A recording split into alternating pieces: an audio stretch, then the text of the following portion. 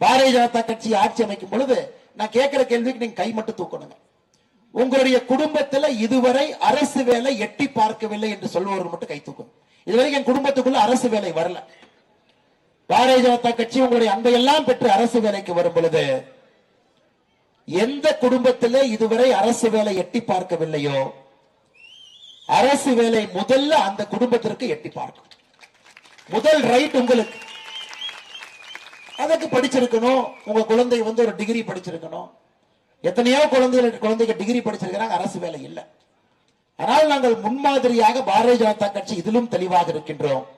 ஒரு சமுதாயத்தை உயர்த்த வேண்டும் என்றால் குரூப் 4, 3, 2, 1 டிஎன்பிஎஸ்சி இருக்கு.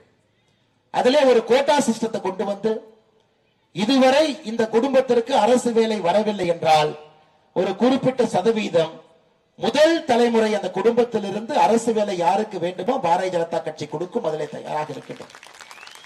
ஐயா, எனக்கு கல்வி, என்னை போன்ற மனிதர்கள் ஏதோ பெரிய ஒரு பாக்கியம் செய்திருக்க வேண்டும். ஒரு சாதாரண கிராமத்தில் பிறந்து நல்ல ஒரு தந்தை தாய் நல்ல கல்வி கொடுக்க வேண்டும் என்பதில் மிக குறிக்கோளோடு இருந்து நல்ல பள்ளிக்கூடங்களுக்கு அனுப்ப வேண்டும். அதன் மூலமாக அவர்களையும் வருத்தி கொண்டு எனக்கு கொடுக்க வேண்டிய கல்வியை எந்த விதத்திலும் கூட குறையில்லாமல் கொடுத்தார். அதற்கு முன்னால் நின்று பேசுறதுக்கு ஒரு வாய்ப்பு கிடைச்சிருக்கு. ஆனா எல்லா குழந்தைகளுக்கும் இந்த வாய்ப்பு இருக்குன்னு கேட்டீங்கன்னா கிடையாது. இங்கே வரும்பொழுது நம்முடைய கனிபாய் கடையை தாண்டி வந்தேன். நம்முடைய இஸ்லாமிய நண்பர் கனிபாய் அண்ணன் இருக்கிறான். நான் பல இடத்துல பலமுறை ஐயாட்ட சொல்லுவேன், கனிபாய்கிட்ட சொல்லுவேன், நான் ஒரு ஐபிஎஸ் அதிகாரியா இருக்கிறேன்னா 40% பங்கு உங்களுக்கு கொடுத்துறாங்க அப்படி. ஒரு முறை கனிபாய் கேட்டார், நம்ம போலீஸ் ஸ்டேஷன் பக்கத்துல ஒரு கடை இருக்கு, ஏங்கன்னு கேட்டார். அப்ப கனிபாய்கிட்ட சொன்ன, இல்லண்ணே, நான் சின்ன பையனா இருக்கும் போது எனக்கு ஒரு இந்து பேப்பர், இங்கிலீஷ் பேப்பர் தேவைப்படும். திருச்சியிலிருந்து அந்த பேப்பரை பிரிண்ட் பண்ணி கரூருக்கு வரும். அதை கரெக்டா கனிபாய் கரூர்ல போன் பண்ணி ஒரு பஸ்ல போட சொல்லுவார். அந்த பஸ் கரெக்டா இந்த பக்கம் எல்லமேட்ல வரும். இங்க சின்ன தரகத்துக்கு வந்ததுக்கு அப்புறம் அந்த கனிபாய் அந்த பேப்பர் எடுத்து அதை இங்கிருந்து எங்க ஊருக்கு வர ஒரு சின்ன மினி பஸ்ல போட்டு விட்டுருவார். ஒருவேளை அன்னைக்கு பேப்பர் தவறி போனா யாராச்சும் வந்து வாங்கிட்டு வருவாங்க. ஒரு பேப்பர் படிப்பதற்கு நான் எவ்வளவு இந்த ஊர்ல கஷ்டப்பட்டிருக்கேன் எனக்கு தெரியுங்க ஐயா. திருச்சியிலிருந்து வரக்கூடிய பேப்பர் 3 பஸ் மாறி வரும். எங்க இருக்கக்கூடிய கனிபாய் ஒரு நாளும் கூட அந்த பேப்பர் மிஸ் ஆகாம போடுவாருங்க ஐயா. என் தந்தையும் கனிபாயும் ஒரு காரணம். ஒரு நாளும் ஒரு பட்டிக்காட்டில் இருக்கக்கூடிய பையனுக்கு ஒரு நியூஸ் பேப்பர் வருவது எவ்வளவு கஷ்டம் எனக்கு தெரியுங்க ஐயா.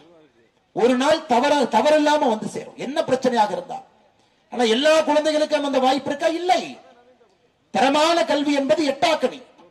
கான்வென்ட் ஸ்கூல் 1.5 லட்சம் 2 லட்சம், சென்னைக்கு வாங்க 5 லட்சம் எல்கேஜிக்கு ஃபீஸ் கொடுக்கிறோம், 5 லட்சம்.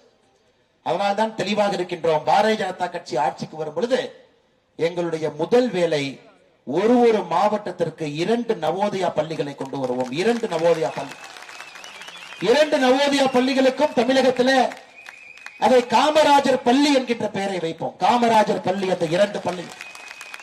எப்படி ஒரு பட்டிக்காட்டில் இருக்கக்கூடிய குழந்தைக்கும் நகரத்தில் இருக்கக்கூடிய குழந்தைக்கும் சமமான கல்வி கிடைக்க வேண்டும் என்பதற்காக பாரதிய ஜனதா கட்சி உழைப்போம்.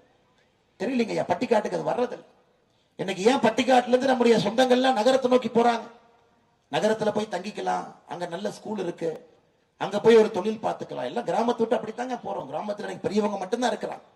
2 ஆடு மாடு, 2 மாடு, பெரியவங்க 2 பேர் தான் உள்ளூருக்குள்ள இருக்கிறாங்க. அதை எல்லாம் உடைப்பதற்கான முயற்சி பாரதிய ஜனதா கட்சி எடுக்கும்.